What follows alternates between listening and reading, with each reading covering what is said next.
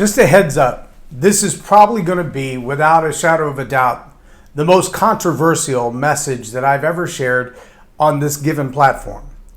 For that reason, I expect the digital overlords, the monitors, the fact checkers, et cetera, to have a field day with what I'm about to tell you.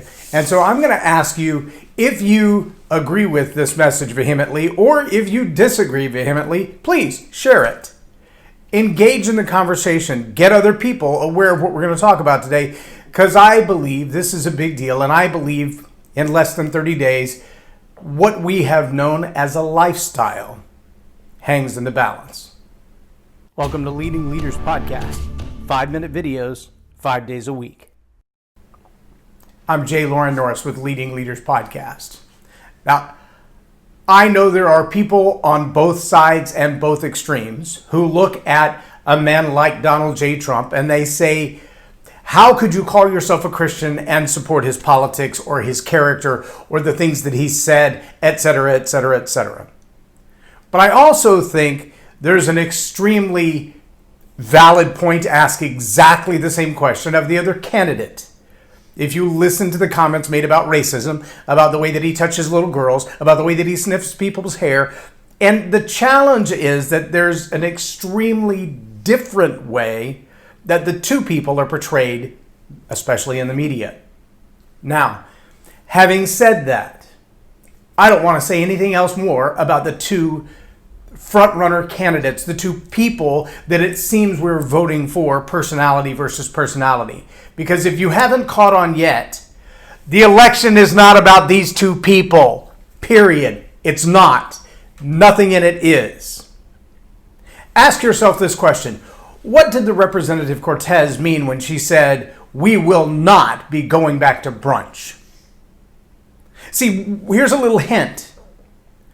There are many in a particular party who love the idea of homeless encampments in major cities. And I don't just mean that they're okay with it and accepting. They rewrite policies. There are policies that have been presented, policies that have been recommended that abolish the concept of a suburban area, a housing area where people have said, I don't want the downtown, I don't want the homelessness, I don't want the crime, I don't want the constant 24/7 traffic and sound of sirens. And yes, I've lived in those areas. I want to be in the suburbs. I want to get away from the traffic and get away from the noise and buy a little land and build me a house and kind of have my own little small fiefdom, if you will, my own space to be. The Democratic Party as we know it today is not the Democratic Party of my mother. And most certainly not the Democratic Party of my grandfather. But the Democratic Party today, the Socialist Democrat or the Democratic Socialists, however you want to call them, or even those that go a little further than that into pure straight up socialism and Marxism, they have an idea and a bill already presented in Congress, look it up if you don't believe me, that intentionally abolishes the concept of a suburb by saying, we want to take what we know as the projects or the Section 8 housing or the low-income housing that currently exists in major metropolitan areas in the downtown area. Many of them are extremely high crime areas. Many of them are extremely high drug areas. Many of them are high prostitution areas. Many of them are places where tyranny has taken over and the rule of law and order. There are some that the police simply don't go. You can watch television shows from the 70s and 80s and all the way through the 90s and the 2000s and see that this is true in many places. They don't tell on each other. They deal with their own form of justice. They don't recognize the police as an authority. They beat the living daylights out of them when they go in there. Just ask law enforcement in those areas. But this bill says that we will mandatorily take those kinds of places and give them the right to live in a suburban area. It doesn't take much math to look at a suburban area versus an urban area and realize that if you bus or move or relocate people from an urban area to a suburban area, they're not different anymore. The geography from downtown Manhattan to the Upper Island is not a major difference. The geography isn't the difference. It's the mindset. It's the lifestyle. It's, do you throw trash on the ground and leave it there, or do you manicure your lawn? It's, do you wash your car every day, or do you drive until the wheels fall off and then change the license plate to somebody else's car and keep driving? And yes, those are real world views. Those are real mentalities. I watched a 30-minute documentary this morning on a guy who worked for the homeless shelter for women to help women find a place to stay. At some point in his life, something snapped and he said, this doesn't make any sense to me. I don't like paying rent. Why should I have to pay rent when they don't have to pay rent? His words, not mine. And so he kept his job, but gave up his apartment, gave away all his stuff, and went to live in the caves outside of Moab, Colorado. Look him up. He's a little documentaries on Facebook. But the concept of saying, I'm going to live for free off the land. I will eat whatever I can dig up out of the ground or whatever animal I can capture. He talked about eating raccoons that were literally roadkill. He talked about digging up onions right out of the sand. He said, I haven't had money in years and I don't need money and I'm more free now than I was when I had it. But he does use the public library and he does live on public lands. And although he doesn't accept public assistance like a welfare or a food stamp card or anything like that, he does kind of count on other working members of society to provide for him. You catching on to that? See, the time that he gave up his job and gave up money altogether didn't relieve him of the necessity of eating or bathing or subsiding somewhere, just the basic subsistence of life. There is a philosophy, a worldview, that says that we should all have exactly the same amount. We should all be on exactly the same playing field. That redistribution of wealth means that if you have a lot and someone else has little, the gap is not because you've worked harder, dedicated yourself more, focused more, spent more time worrying about what's going to happen in your world than they have. It's because you're unfair and you have advantages. Terrence K, I believe, is the guy who was interviewed by Dinesh D'Souza, and he asked him, you know, you grew up in the perfect environment to be a democratic socialist. Everything in your world said that's the way this guy's going to vote the rest of his life. What changed? He said, I woke up one day and realized they will give me everything they want to give me, not everything I want. And if I want something in life that's more than what they're going to give me, I have to go earn it. And then I realized the entire system, the way they had it stacked, would determine my level of healthcare, my level of income, the place that I would live, the kind of community I would live in. And that's not what I wanted. And I said to myself, I can't continue to live and vote that way. Now, remember, what I've said from the very beginning of this particular podcast is, I do not believe this election is about two people. As different as their personalities are, as similar as their personalities are, as different as their backgrounds are, as similar as their backgrounds are. They, in this particular cycle, are borderline irrelevant. What you're really voting for is a way of life. Let that settle in for a minute, because I genuinely believe if you look at the bills and the policy of one side versus the bills and the policy of another side, the worldview of one side versus the worldview of another side, the idea of universal basic income does not mean everyone gets rich. If you believe their worldview and their philosophy that there's only so much pie, then currently it's distributed unevenly. Redistributing that pie doesn't mean everybody gets rich. If Bill Gates no longer has several $1 billion, that doesn't mean everybody on the streets has $1 million. What it means is he has a lot less and a whole lot of other people have the same lot less. Think that through for a minute. If their worldview is right, if their philosophy is right, there may still be a few elites. But the rest of the world is going to be brought down to a level playing field. And that level playing field is going to be played on one truth. And you've got to think this through.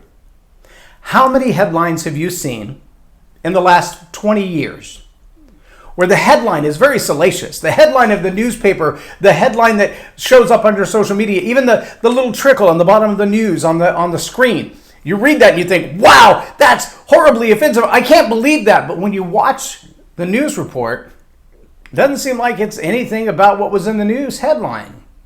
When you read the article, you think, well, that's nothing like what the headline said. Or I guess if you twisted it enough, you might believe that what they said in the headline is what the article is about, but not really. Or you see the salacious headline, you see the salacious news clip or news story, and then 48 hours later they come back and go, oh, sorry, I was wrong. I mean, there's a particular commentator who made comments about Mitt Romney when Mitt Romney was running for president. They later interviewed him and said, did you know at the time that you said those things that you were lying? He said, I absolutely did. I knew they were untrue because we'd done all the background and all the research on it.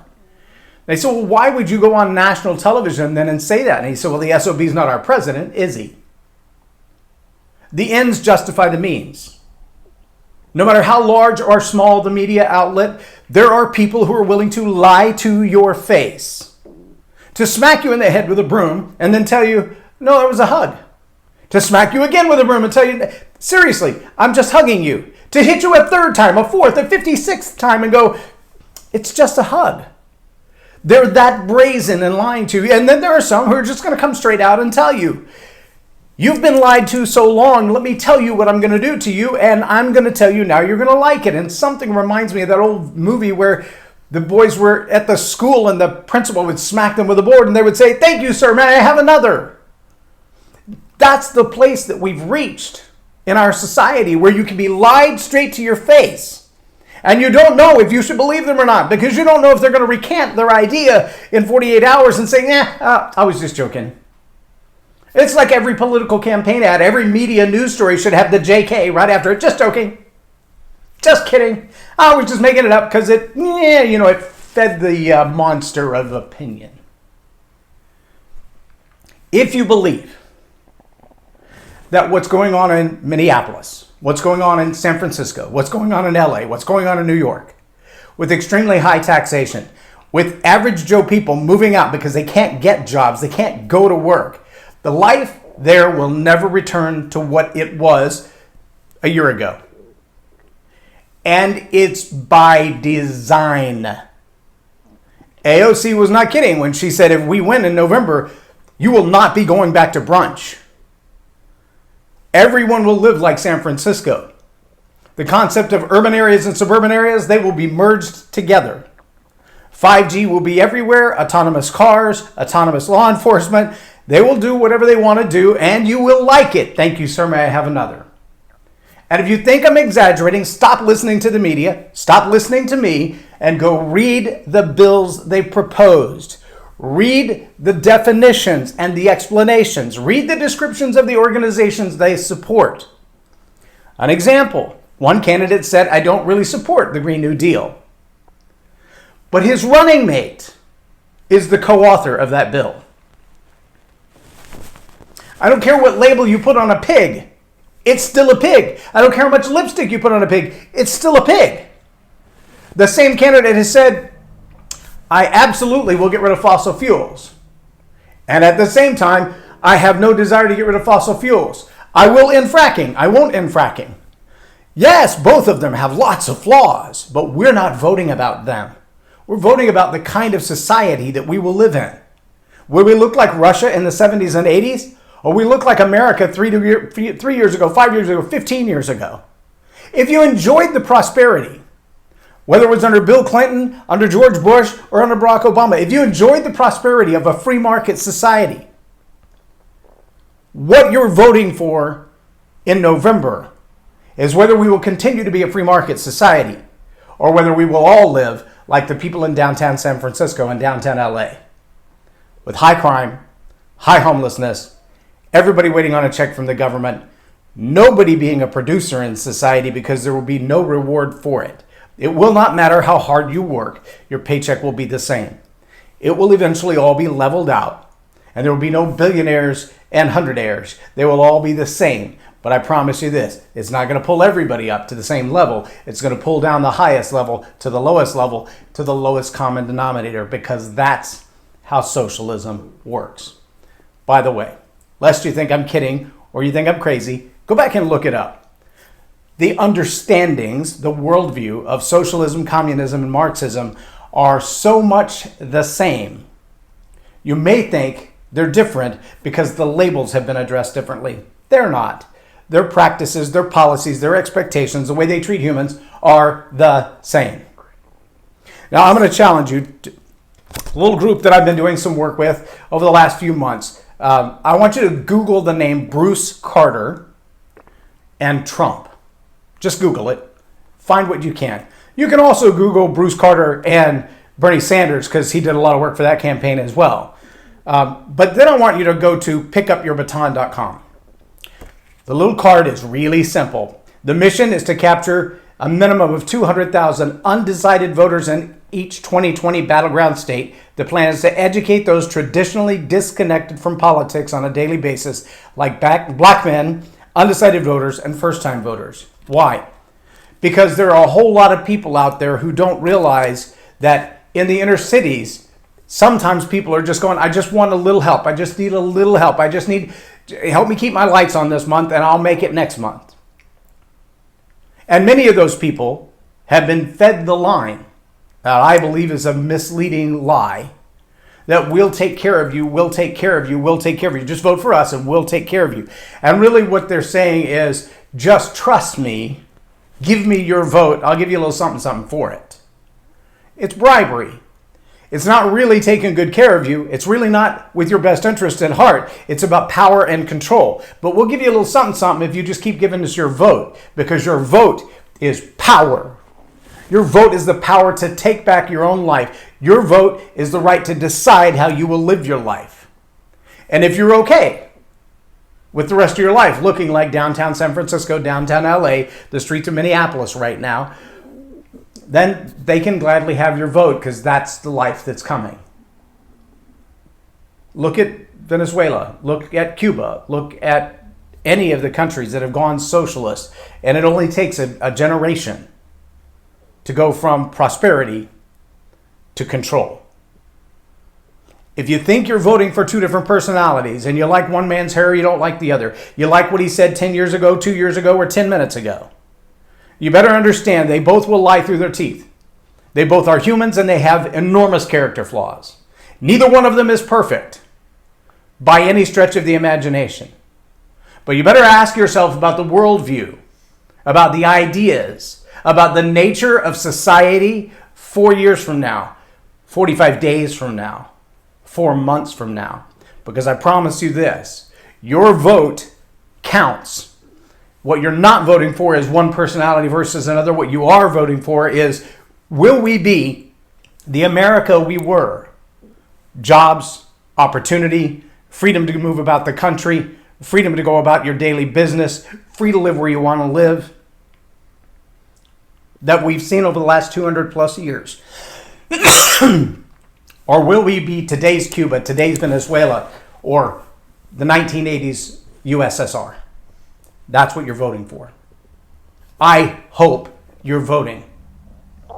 I hope you're voting. I don't care if you vote like I vote or not. Just vote.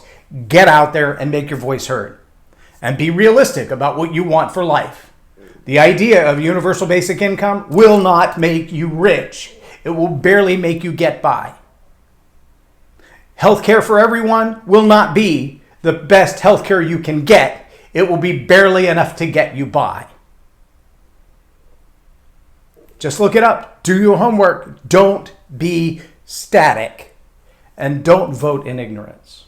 I'm J Loren Norris with Leading Leaders Podcast for Tell It Like It Is TV. Have a blessed day.